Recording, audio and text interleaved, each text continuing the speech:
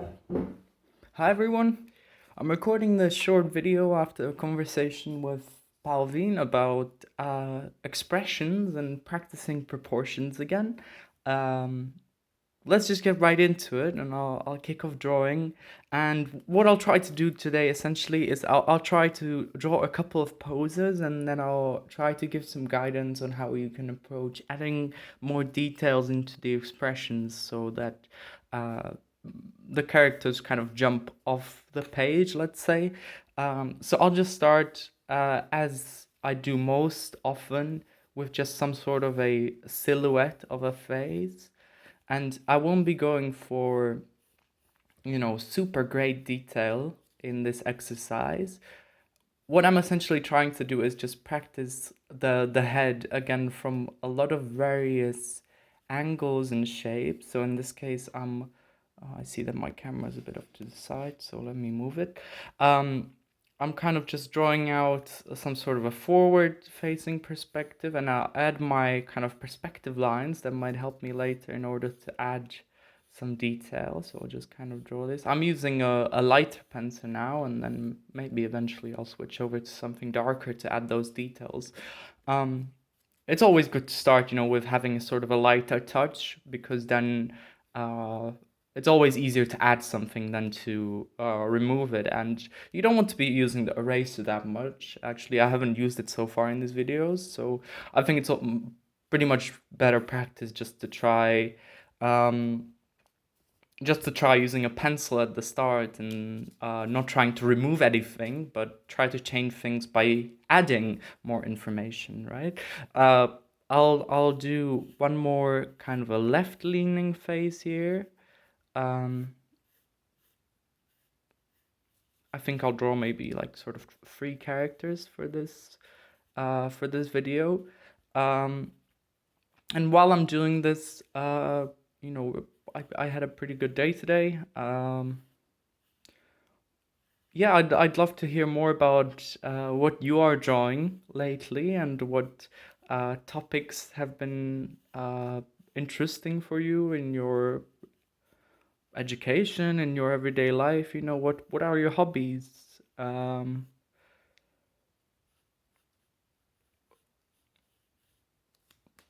Okay, so that's my sort of second phase. I'll just add a kind of a midpoint line here. I'll be adding the nose over here, just in a little bit. Let's do a silhouette of a third pose right here. Maybe a third character that's gonna be facing in this direction. So maybe we're looking at this character sort of from upwards, maybe. So the jaw might look a bit smaller from our perspective, uh, with the top of the head looking larger. But none of these examples here are using any sort of uh, very forced perspective. They're not, nothing's much exaggerated. So I'll just add a bit of a neck over here, and then I will switch to a slightly darker pencil for adding those details and those facial features. So one of the things I discussed with Pauline was how to sort of uh, make a smile, and what goes into that, because it is not just the mouth that makes the motions of a smiling face. It's actually quite a lot of these facial features combined. It's the eyes smiling, and then the mouth and the cheek. So I'm going to be doing these kind of over exaggerated characters to maybe show the emotions a bit better. Um, and I'll try to go for kind of wide mouth smile here. I'm not gonna draw out the teeth, because for me that's quite a big pitfall actually. When I start drawing out the teeth, things usually go in a very poor direction. So and the characters just kind of end up looking like skulls. So in this case, I'm not going to be drawing out the teeth. I'll just kind of add a line here, and I'll leave the mouth open. Kind of more of a cartoonish style in this case. Uh, Maybe the hair might be a bit longer in this case. I'll add just a bit of detail on the ear here, an earring maybe. Yeah, sure, why not? And then I'll finish the jaw, and maybe I'll move on to one of the other characters. And this is how I practice quite often, just making these short sketches, and I try to do them in a way where the characters are expressive. You can see that the proportions in this case definitely are not realistic, right? The eyes are way too big, but in cartoonish styles, you'll see that quite often, right? The eyes especially end up being exaggerated. Yeah, let me move over onto this character right here. I'll just move my camera a bit so it's better positioned. I'm saying camera, it's just my phone, but yeah, I don't have a special camera. That's why the quality isn't so good. I'll start with the nose again. Usually, I quite like starting with the nose, especially because it's in the center of the face. It kind of helps you find the rest of the facial features. Yeah, let me just do again kind of larger than life eyes in this case to make sure that we get those kind of exaggerated emotions. And this one's forward facing, so I'll just do these very simple pupils. I'm not going to be going way into detail, and maybe this one's a bit more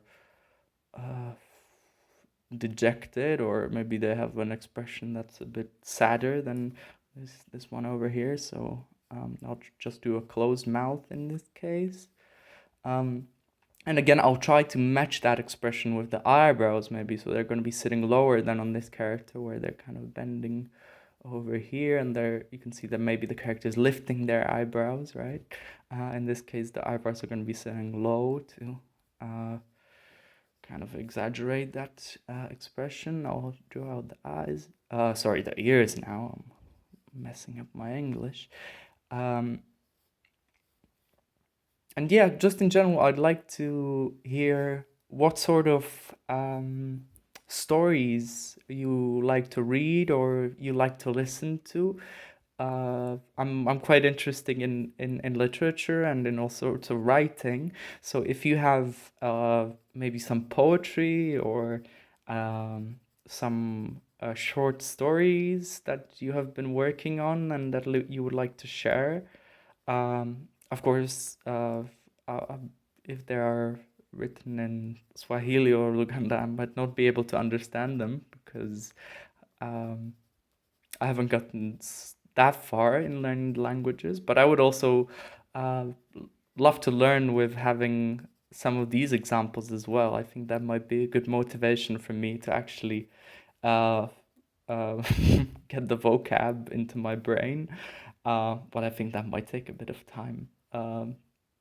But yeah, I would absolutely love to read some of that if you would be willing to share. I think that would be amazing.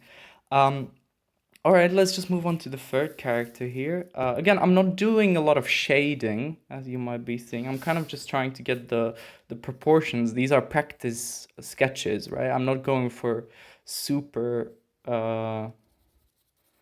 detailed uh, faces. Maybe now I'll just add a bit of shading just to show, yeah, there's a light coming from this direction. Oh. It's dark outside, so the shadows in my room are making this a bit complicated now, but either way. Let me just move this a bit so this third character is in the center, and I'll just finish doing this face, and then that's gonna be the end of this video.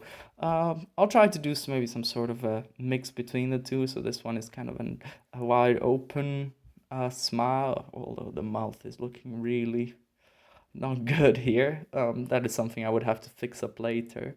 So maybe I'll try to do kind of a mix between these two, and I'll just try to add a slight smile with a closed mouth. I'll make the nose a bit. Again, I usually start with the nose. I don't know. It's just a habit of mine. That's not a rule, definitely, and you can switch it up. And always try beginning with a different facial feature. Maybe I'll make the eyes a bit smaller in this case and go for a different cartoonish style.